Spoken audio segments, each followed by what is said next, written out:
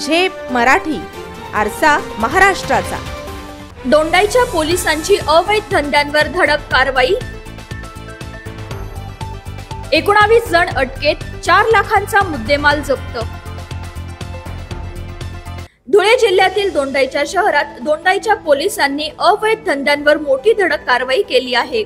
दोंडाईच्यात नव्यानेच हजर झालेले पोलीस निरीक्षक दिनेश सोनवणे यांना देण्यात आलेल्या आदेशाच्या पार्श्वभूमीवर 31 जुलै रोजी मिळालेल्या खात्रीशीर माहितीच्या आधारे दोंडाईच्या पोलिसांनी 4 विशेष पथकांची स्थापना करून ही कारवाई केली।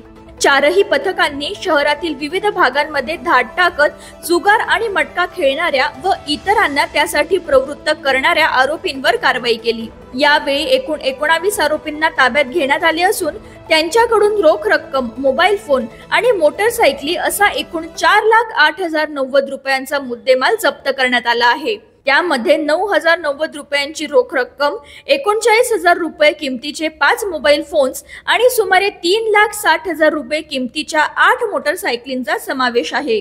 या प्रकरणी संबंधित आरोपींवर गुन्हे दाखल करण्यात आले आहेत। ही कारवाई पोलीस अधीक्षक श्रीकांत धिवरे, अपर पोलीस अधीक्षक अजय देवरे यांच्या मार्गदर्शनाखाली पोलीस निरीक्षक दिनेश सोनवणे, सहाय्यक पोलीस निरीक्षक श्रीकृष्ण पारधी, सहाय्यक पोलीस निरीक्षक दिगंबर शिंपी, उपनिरीक्षक Dahiphale, sub inspector Dusane, head constable Mahajan, Avinash Patil Girase, police constable Suryavanshi, Nilesh Halore, Rakesh Rokade, Bhatu Patil, Akshay Shinde, Rakesh Patil, Saurabh Bagul, Nilesh Dhangar, Sagar Koli, Lalit Kale, Harshad Bagul, Shilpa Gunjekar यांनी केली।